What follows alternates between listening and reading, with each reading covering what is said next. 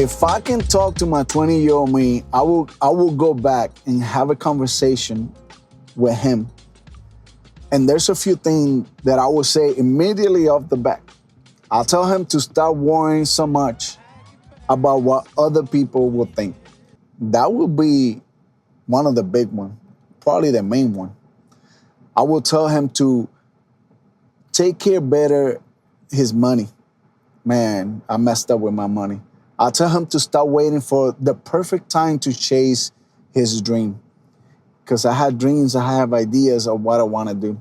And I'll tell him that success means very little if you don't have people around you to share it with. And today I'm 48 years old. And these are the lessons I learned. The hard, bigger paycheck or some lucky break, everything will magically work out. And that's a lie. It didn't. Because the problem wasn't how much money I was making. The problem was how I was managing the little that I was getting. I spent money that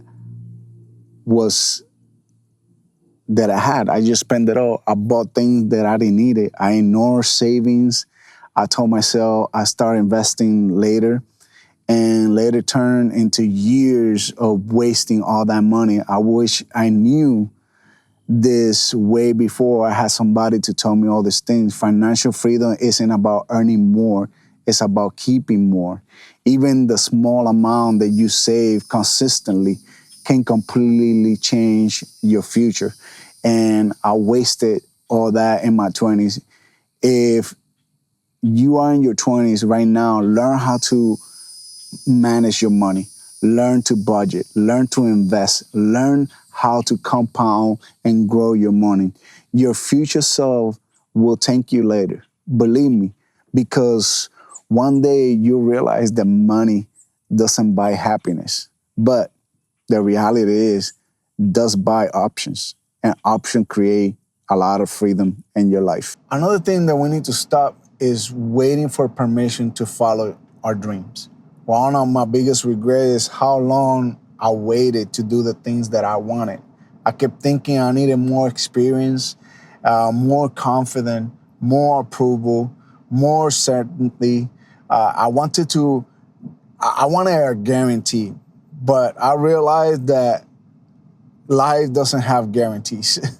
The truth is, most successful people just start before they even feel ready. And I even don't feel ready doing this video. And honestly, most dreams die because people spend years trying to prepare instead of just starting. And I wish I understood that failure isn't the enemy of myself, but regret is not doing what I wanted. The mistake I made while chasing my goals taught me more than all the things that I spent overthinking. And I overthink things a lot. If you have dreams, whether it's starting your business, creating content, writing a book, learning new skills, or chasing career, just start. Start small. Start messy. Start scared, because we all are. Just start. Because 5 years from now, you either be where you need to be, glad that you began today, or wishing you had. This is another thing. We don't think about time. And your time is more valuable than what we think. In my 20s, I acted like I had unlimited time. I wasted hours doing all kinds of things.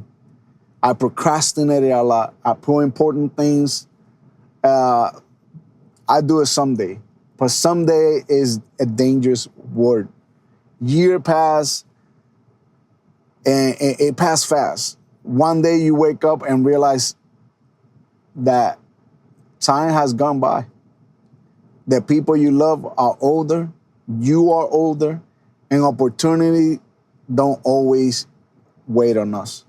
I'm not saying you need to work every second of your life, every day, and spend that time doing all this craziness. I'm saying spend your time intentionally. Be intentional about your time. The way you spend your days become the way you spend your life.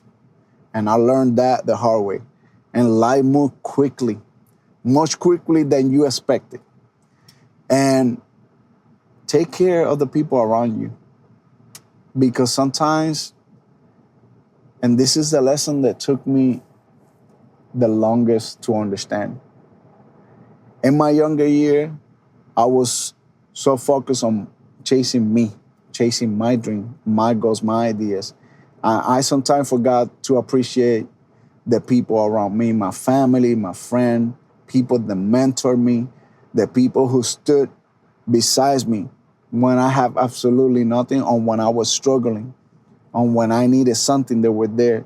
Success can make you busy, but don't let that be your selfishness. Call your parents, check on your friends, help people, whenever you can help somebody. Be present, because there will come a day when you realize that relationship matters more than what you think, more than all the achievement that you can have. At the end of your life, nobody asks how many followers you had or how many people you impacted. Nobody asks what car you drove. People remember you. They remember you. They remember whether you cared, how kind you were. When you need the most, that's when people show up, because you took care of them. This one is a big one. Take care of yourself too. Here's something I wish someone had told me. You cannot pour from an empty cup. I sacrifice sleep, I ignore stress, but eventually your mind and your body, taking care of yourself is not selfish. It's necessary. Get enough sleep, exercise regularly, something that I start doing it. Protect your mental health. Take breaks, because your dreams need healthy version of you. Need a clear mind. Need a mind that is ready. Uh, if I could summarize everything I have learned into three pieces of advice, it would be this: manage your money wisely. That's number one. Follow your dream before fear take you out of them. Take care of the people that matter the most in your life. And at 48, I don't regret the time that I already passed, what I tried, the failures. I regret the opportunity I didn't take care. Those opportunities that came to me, I didn't take advantage of it. The conversation got postponed. The moment I assumed will always be there, no longer there. So if you are in your 20s, even in your 30s, or even younger, don't wait for the perfect moment. Start building a better future today, right now, because one day you will look back just like I'm doing right now, and hopefully you will be proud of yourself and the choice you made. So that's my advice to you.